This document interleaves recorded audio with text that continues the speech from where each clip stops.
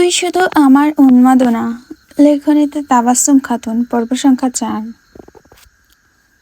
তিমিরে ঢাকা আধার কেটে ধরণীতে আগমন ঘটল সূর্যের। চারিদিকে আলোকিত হতে লাগলো। পাখির কিচিরমিচির শব্দ শোনা যাচ্ছে। সময়টা ভোর ৬টা। সিমির আচমকা ঘুম ভেঙে গেল। উঠেই জোরে জোরে নিঃশ্বাস নিতে লাগলো। রুমে এসি থাকা সত্ত্বেও কপাল ঘামছে। হয়তো আজকে আবারও নিশান ভাইকে নিয়ে স্বপ্ন দেখেছিল সে। সিমি ২ চোখ বন্ধ করে ২ হাত দিয়ে মাথা চেপে ধরল। কিছুক্ষণ ওইভাবেই বসে নিজেকে রিল্যাক্স করলো।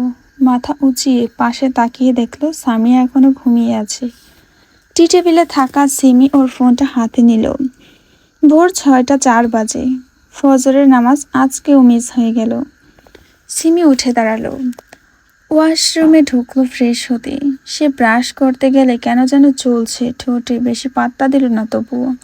মুখ ধোয়ার সময় সিমি যখন মুখে পানি দিল, সাথে সাথে ঠোঁট যেন অতিমাত্রায় জ্বলে উঠল। সিমি চোখ খিচে বন্ধ করে নিল। ওড়না দিয়ে ঠোঁট চেপে ধরল। তারপর বেসিংয়ের আয়নার সামনে নিজের ঠোঁট দেখল। নিজের ঠোঁট দেখে নিজেই আঁতকে উঠল। ২ ঠোঁট ফুলে আছে, সাথে নিজের ঠোঁটে একটা কাটা দাগ। সিমি কাঁদো কাঁদো ফেস নিয়ে বলল, কি অবস্থা আমার ঠোঁটের! আল্লাহ, কিসে কামড় দিয়েছে আমার ঠোঁটের! সিমির মাথায় আসছে সব আজগুবি চিন্তা ভাবনা। ইঁদুর, তেলাপোকা এইসব কামড় দেয়নি তো? সিমি যেমন তেমন ভাবেই মুখ ধুয়ে চলে আসলো। এসে সামিয়াকে ডাকতে লাগলো। সামিয়া উঠে বসলো ঘুম থেকে। সিমি কান্না করতে করতে বলল, সামু, আমি আর বাঁচব না রে। সিমির এমন কথা শুনে সামুর ঘুম উড়ে গেল। সে সিমির দিকে তাকিয়ে অধৈর্য কণ্ঠে বলল, কি হয়েছে সোনা? নাশপাতি ভাই এবার স্বপ্নে এসে তোকে কিছু বলেছে? সিমি ২ পাশে মাথা নাড়ল। সামু সিমির হাত ধরে বলল, তাহলে কি হয়েছে? কান্না করছিস কেন?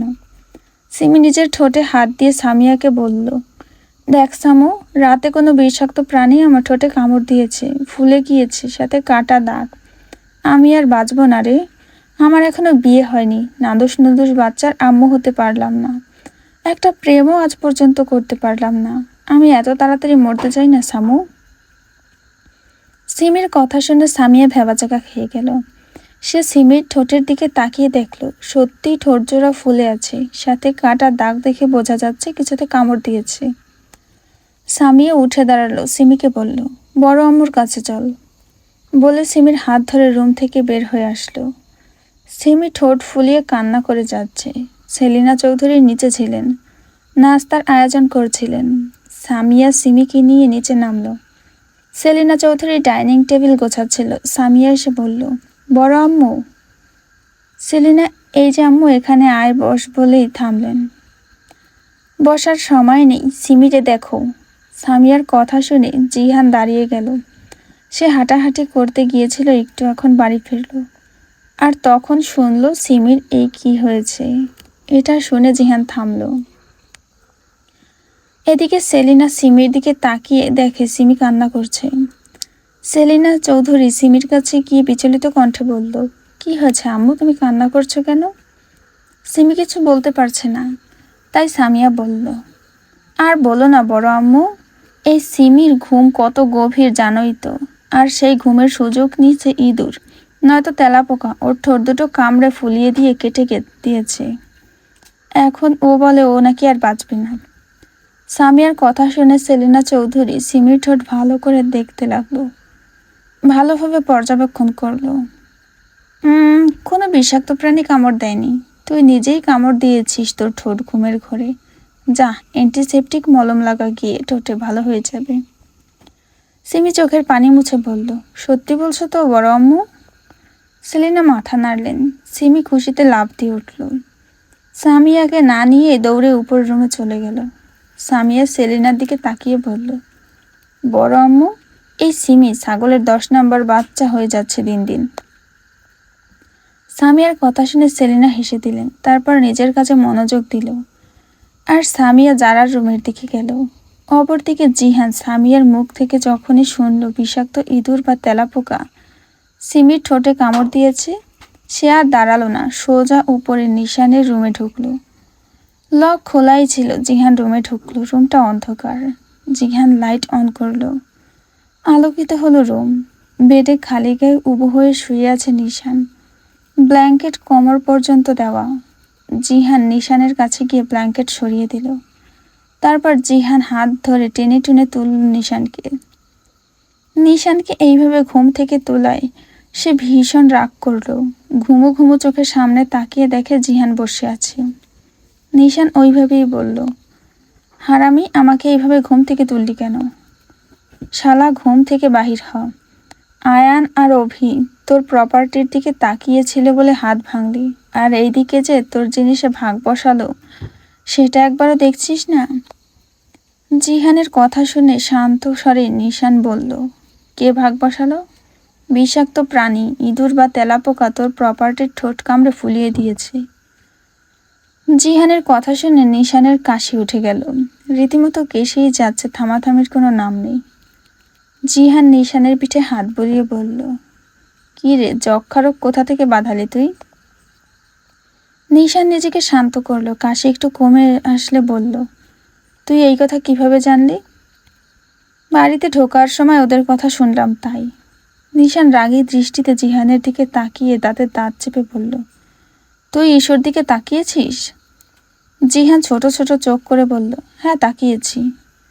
জিহানের বলতে দেরি হলেও নিশানের জিহানের কলার ধরতে দেরি হলো না। নিশান জিহানের কলার ধরেই দাঁতে দাঁত চেপে বলল, লজ্জা করে না তোর? আমার প্রপার্টির দিকে তাকিয়েছিস? তোর চোখ তুলে ফেলবো আমি, বেয়াদব। জিহান নিশানের থেকে নিজের কলার ছাড়িয়ে নিশানকে বেডে ফেলে দিল।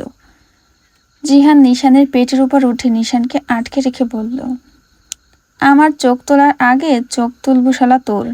সিমি আমার বোন হয়, ওকে আমি সবসময় বোন ভাবি, আর তুই থাকতে আমার বোনের ঠোঁটে কোনো বিষাক্ত কিছুতে কামড় দিল? আনসার দে আমাকে, কিভাবে দিল? নিশান চোখ বন্ধ করলো, তারপর শান্ত কণ্ঠে বলল, বিষাক্ত বলা বন্ধ কর বাল। জিহান ভুরু কুচকে বলল, কেন কেন? আমাকে দেখে তোর কি তেলাপোকা বা কোনো বিষাক্ত প্রাণী মনে হয়? আমি কি ইঁদুর? জিহান ভালোভাবে নিশানের দিকে তাকিয়ে বলল, ইঁদুর তেলাপোকা না, তুই দেখতে অতটাও খারাপ না। জিহানের কথা শুনে নিশান চোখ ছোট ছোট করে বলল, অপমান করছিস তুই আমাকে? জিহান নিশানের উপর থেকে নেমে বেটে বসল। আদৌ তোর মান আছে? নিশান উঠে দাঁড়ালো, ওয়াশরুমের দিকে যেতে যেতে বলল, মান নেই বলেই তো এত কিছু, থাকলে তোর বোন সইতে পারতো না। নিশানকে ওয়াশরুমে যেতে দেখে জিহান আবার বলল, এই এই চলে যাচ্ছিস কেন? উত্তর দে আমাকে আগে। আমার বোনকে বিষাক্ত প্রাণী কামড়াবে কেন? আমার বোনের যদি এখন কিছু হয়ে যায় তোকে কিন্তু। জিহানের কথা কেড়ে নিয়ে নিশান বলল, তোর বোন হয় ইস্যু, তাই এতক্ষণ চুপ ছিলাম, বাট এখন মুখ খুলতেই হচ্ছে। তোর বোনকে রাতে চুমু খাওয়া শেখাচ্ছিলাম, এই জন্যই ওর ওই অবস্থা। আর কিছু হলেই তোর বোনকে আমার কাছে পাঠিয়ে দিস, এক রাতের ভিতর প্রফেশনাল করে দেব। বলেই নিশান ওয়াশরুমে ঢুকে গেল।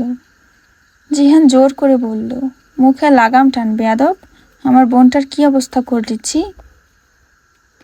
সকাল 8:30 বাজে। বাড়ির কর্তারা নাস্তা করে নিজেদের অফিসে চলে গিয়েছে। নিশান আর জিহান নাস্তা না করেই চলে গিয়েছে। কোথায় গিয়েছে জিজ্ঞেস করলে কোনো উত্তর দিল না। সিমি, যারা, রাত্রি, সামিয়া, পিহু, মিহু আর তাজ সবাই স্কুল কলেজে যাবে।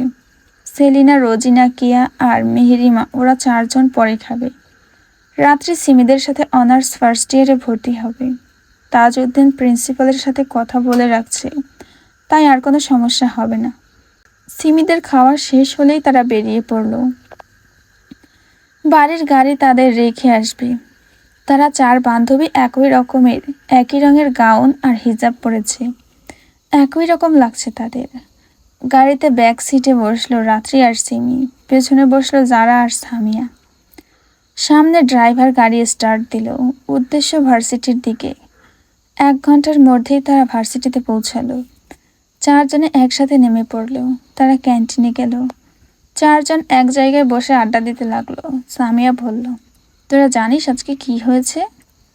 3 জনে সামিয়ার দিকে তাকালো। সামিয়া বলল, আজকে আমাদের রোজিনার বাচ্চা সিমির ঠোঁটে কিস করেছিল ইঁদুর বা তেলাপোকায়। সামিয়ার কথা শুনি রাত্রি আর যারা উচ্চস্বরে হেসে দিল। সিমি চোখ ছোট ছোট করে সামিয়ার দিকে তাকালো। যারা সিমির দিকে তাকিয়ে বলল, প্রথম কিস ফিল কেমন দোস্ত? মানুষ দেয়নি তাতে কি হয়েছে, ইঁদুর বা তেলাপোকা তো দিয়েছে। রাত্রি সমস্যারে বলে উঠল, ইয়া ইয়া, অনুভূতি কেমন বল বল। ওদের দুজনের প্রশ্নের জবাব দিল। আরে কিভাবে বলবে অনুভূতির কথা? স্বপ্নে জামাইয়ের ওপর অ্যাপ্লাই করতে গিয়ে নিজের ঠোঁট নিজেই কামড়ে শেষ করে দিয়েছে।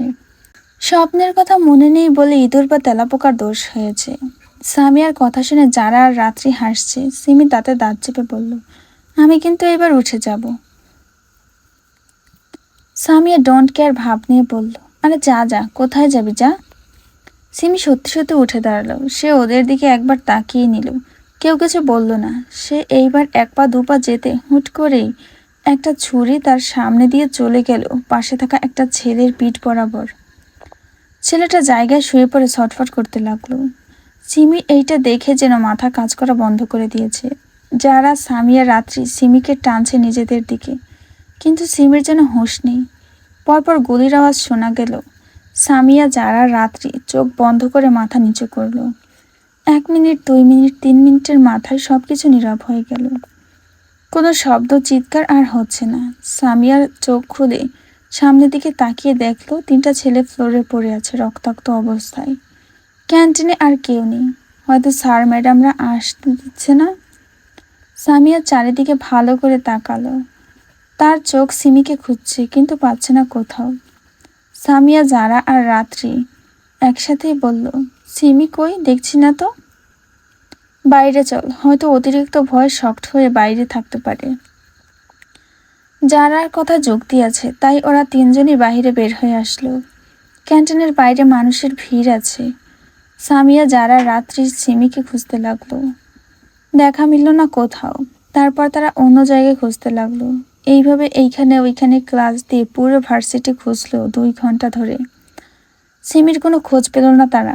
সামিয়া আর যারার চোখ থেকে পানি গড়িয়ে পড়ল। রাত্রি তাদের সামলাচ্ছে। যারা ফোন হাতে নিয়ে কল লাগালো তার আব্বুর ফোনে। 2বার রিং হতেই কল ধরল তাজউদ্দিন। কল ধরতেই যারা কান্না করে দিল। মেয়ের কান্নার আওয়াজ শুনে তাজউদ্দিন বিচলিত কণ্ঠে বলল, কি হয়েছে আম্মু, তুমি এইভাবে কান্না করছো কেন? কোনো সমস্যা হয়েছে? যারা কান্না করতে করতে বলল, আব্বু, সিমিকে খুঁজে পাচ্ছি না, সব জায়গায় খুঁজে ফেলেছি। তাজউদ্দিন জোরে বলে উঠল, কি? যারা সবকিছু খুলে বলল। যারা সম্পূর্ণ কথা শুনে তাজউদ্দিন বলল, আম্মুরা, তোমরা 3জন বাড়িতে চলে আসো। দেখো, ড্রাইভার আঙ্কেল দাঁড়িয়ে আছে। আমি সিমিকে খুঁজছি, কান্না থামাও। সিমি মামুনির কিছু হবে না। বলেই তাজউদ্দিন কল কাটল। তারপর তারা 3জন গাড়িতে উঠে বাড়ির উদ্দেশ্যে রওনা হলো। এদিকে তাজউদ্দিন থানায় কল করে জানালো সিমিকে খুঁজে পাওয়া যাচ্ছে না। পুলিশ বলল, 24 ঘন্টা না হলে তো হারিয়ে যাওয়ার কোনো কেস আমরা নিতে পারবো না স্যার। পারবেন না মানে? কত টাকা লাগবে? সব দেবো, খোঁজো আমার মামুনিকে। বলেই কল কেটে দিল। তাজউদ্দিন তার 2 ভাইকে বলল, সিমির আব্বু সালাউদ্দিন মেয়েকে খুঁজে না পাওয়ার কথা শুনে ভেঙে পড়ার অবস্থা। তাও 2 ভাই একসাথে মিলে মেয়েকে খুঁজতে বের হলো। সময় 2টা 40 মিনিট। পুরো শহর 2বার চক্কর দেওয়া হলো, সিমিকে কোথাও পাওয়া যাচ্ছে না।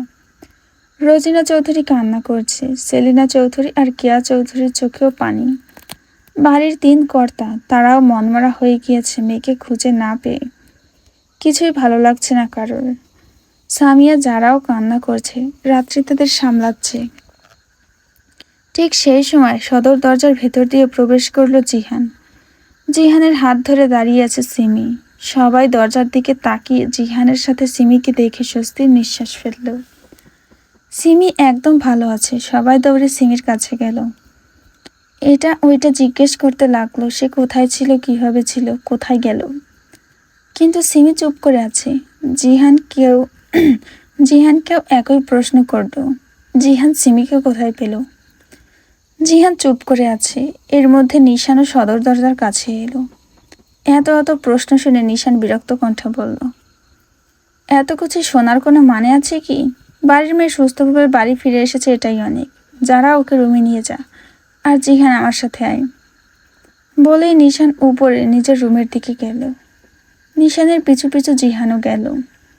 জিহানের কথা শুনে পুরো বাড়ি ঠান্ডা হয়ে গেল।